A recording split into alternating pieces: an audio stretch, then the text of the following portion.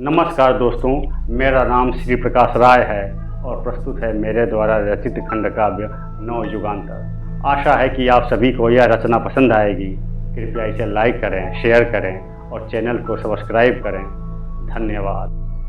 चलिए अब हम नए सर्ग की शुरुआत करते हैं, जिसका शीर्षक है ऋषि सभा में दिव्य विमर्श। धरती ने व्यथा गाथा कही, पर उसमें शुभ संकेत था। ब्रह्म मुहूर्त समीप था, जो जाग गया अचेत था। हिमगिरि के जब तुंग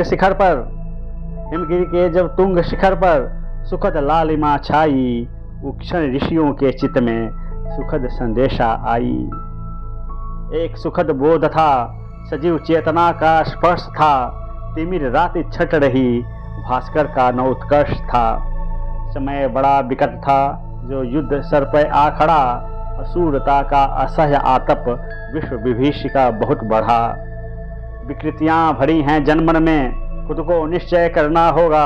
असली कारण है मन में, सबके साथ चलना होगा। काल मुख से लौट पड़ा, होना था नवयुग का आगमन। ऋषि लोक में होने लगा अब निज निज भूमिका का चयन।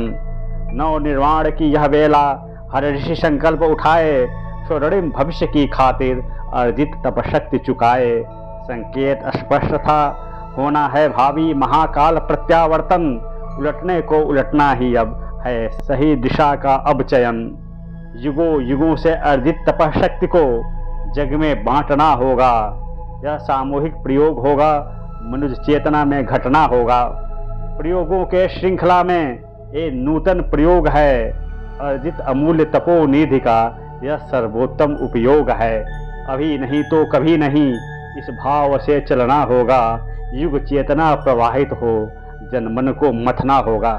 इतिहासों की पुनरावृत्ति है, पर रूप इनके भिन्न हैं। यह क्रांति है, युग क्रांति है, और मोर्चे विभिन्न हैं। न शस्त्र है, न मृत्यु है, न शक्ति है, न अशक्त है। न रक्त बहे, न शव गिरे, धर्म युद्ध अब अव्यक्त है। ये शत्रु काम हैं, वह क्रोध हैं, लोभ हैं, वह मोह है। छद्म इनके रूप है, मत्सर है, वह क्षोभ है। साम दाम दंड या भेद की कूटनीति है, तमिश्रा भरपूर्ण है, सहिष्णुता ही नीति है। इनकी कोई लंका नहीं, नहीं नियत स्थान है। मन हृदय में छिपे पड़े वे, किसी को नहीं भान है। सत्य अब छिपे पड़े, कूटनीति सशक्त है। करुण भाव सुप्त पड़े, जनमानस तप्त है। असुरता कैसे परास्त हो, ये कैसे अशक्त हो, बड़ा जटिल प्रश्न है।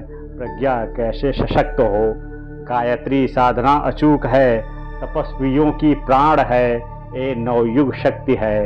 ये कामधेनु दुग्ध पान है। ब्रह्म कमल विराजिनी, मातु त्रितापों की त्राता, जो ब्रह्म स्वरूप है, वेदों की वह माता। सृष्टि इसमें है निहित, सगुण निर्गुण आकार है। जो पुत्र भाव से जपे प्रार्थना स्वीकार्य है। ये सगुण है, निराकार है, न आदि है, न अंत है। समय से स्वतंत्र है, जो ब्रह्म स्वरूप है। अनंत ज्योति का स्रोत ए, चेतना का विस्तार है। कण कण में जो व्याप्त है, वो सत्य साकार है। नाद शब्द श्वास में, हर स्पंदन में वास है। दृश्य अदृश्य जगत में इनका ही प्रकाश है। जब ज्ञान का उदय हुआ, मिटा अज्ञान अंधकार। स्वर गूंजा बस एक ही है, सब में वही विस्तार। गायत्री साधना की छांव में परम शांति का निवास है। अंतर को जो प्रकाशित करे, वही परम प्रकाश है। वो कल्प वृक्ष है, वो कामधेनु है। ये जगत का प्राण है, जो सर्वकालिक दिव्य ज्ञान है और जीवन का विधान है। ओ शक्ति शुद्ध की मन की परिशुद्धि है, ओ भाव भक्ति की चेतना की समृद्धि है। ओ शक्ति शुद्ध की मन की परिशुद्धि है, ओ भाव भक्ति की चेतना की समृद्धि है।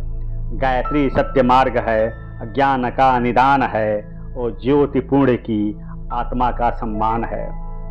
माँ गायत्री के हृदय से जब ऋषियों की व्यग्रता टकराई, माता से स्वतः बोध मिला, सबके मन में स्फुरना छाई। अब समय की आवश्यकता है, ऐसे एक युग नायक की। विश्वामित्र सम महातपस्वी हो, कि लेखनी प्राणदायक सी। भागीरथ समकरुणा हो, ताप मन पुत्रों को हरने का, वशिष्ठ सम स्थिर प्रज्ञा हो युग शिल्पियों को गढ़ने का। ओ ब्रह्म ऋषि, ओ महातापस, ऋषि परंपराओं को लौटाए, नारद चेतना फैले समाज में, नौ युग का वो गीत सुनाए। याज्ञवल्क परंपरा फिर से जगे, हर मनुष्य घर में यज्ञ करे, बलि वैश्य की नित्य पालन कर पितरों को भी प्रसन्न करे। चरक की आत्मा को जग में सार्थक करना होगा, प्रसार होगा योग आयुर्वेद का, व्याधि रोग हरना होगा। गायत्री का सिद्ध संत हो, करुणा का अवतार धरे, मनुज रूप में भगवान हो, चेतना का विस्तार करे। भास्कर दिखे क्षितिज पर, मृदुल स्पर्श और ज्योति निराली, आभा फैल गई चतुर्दिक, नंदन मन छटा स्वर्ग से भारी। तिमिर तिरोहित हुआ, एक नया विहान था, नवजोश था, उमंग था, समस्याओं का निदान था।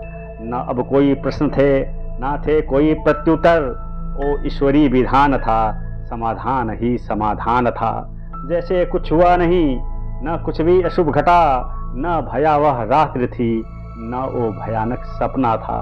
मानो सब स्वप्निल था, बस एक था क्षणिक आभास, नव युग की एक झलक, मिटा गई हर त्रास। न कोई क्षति हुई, न कोई शंका विकार, बस मन के दर्पण में हुआ स्वतः शुभ संकल्पों का संचार। अब परिवर्तन ही शेष है, न संशय का निशान, श्रेष्ठता अवतरित होगी, होगा जग का कल्याण। वो ब्रह्म लीला थी, शक्ति का चिद विलास था, या नवयुग के आगमन का अलौकिक पूर्वाभास था। वो दुस्वप्न था, वो तिरोहित हो गया, जो शुभ था, जो सत्य था, अब वही बचा रहा। जो स्थूल में घटा नहीं, सूक्ष्म में घटा नहीं, वह तो कारण लोक था, जो चित्त से हटा नहीं। जो न दृश्य में बंध सका, न शब्दों में ढल सका, अंतर की इस बोध में सुखद अनुभव ही ठहर सका। न काल उसे छू सका, न ही प्रलय का भार, वह अटल अविनाशी सत्य, चेतना का आधार। वह परावाणी का नाद था, वह मौन का विस्तार, जहाँ एक दूजे से मिल गया हर एक ऋषि का विचार। असुरत्व पराजित होगा, नष्ट होंगे अनियंत्रित मदलोभ, भागेगा दूर समाज से निराशा, घुटन, क्रोध और क्षोभ। तप अंश लुटानी होगी जग में, जागृत आत्माओं को दे अनुदान, श्रेय सौभाग्य के भागी होंगे, युगानुकूल कर जन कल्याण। ऋषि तंत्र की पुनर्स्थापना, समय अनुरूप ही समाधान, विचार क्रांति के स्वर गूंजेंगे, धरा बनेगी स्वर्ग समान। महाकाल अवतरित होंगे, युग का होगा प्रत्यावर्तन, युग शिल्पी ऋक्ष वानर भूमिका में, चित्त में नव स्पंदन। ऋषियों के सत्संकल्पों से धरती अब आश्वस्त हुई, देवता फूल बरसाए नभ से, प्रज्ञावतार योजना व्यक्त हुई। इन पंक्तियों में धरती अपनी व्यथा सुनाती हैं, पर उनमें नए युग के शुभ संकेत भी दिखाई देते हैं। ब्रह्म मुहूर्त में अब सब कुछ जागृत होने लगता है, अंधकार छटने लगता है, हिमालय की चोटियों पर लालिमा फैलती है और सूर्य के नव उदय के संकेत मिलता है। समय अत्यंत संकटपूर्ण है, जहाँ युद्ध और असुरता का प्रभाव बढ़ रहा है। मानव मन में विकृतियाँ बढ़ी हैं, इसीलिए आत्मशुद्धि और एकता की आवश्यकता है। ऋषि परंपरा में नए युग के निर्माण और भूमिका चयन की तैयारी हो रही है। तप और आध्यात्मिक शक्ति के माध्यम से नवनिर्माण और ज्ञान का प्रसार होना है। असली शत्रु काम, क्रोध, लोभ और मोह जैसे आंतरिक दोष हैं, जिनसे संघर्ष आवश्यक है। गायत्री साधना को शक्ति और प्रकाश का स्रोत बताया गया है, जो अज्ञान दूर करती है। अंततः नए युग का आगमन होता है।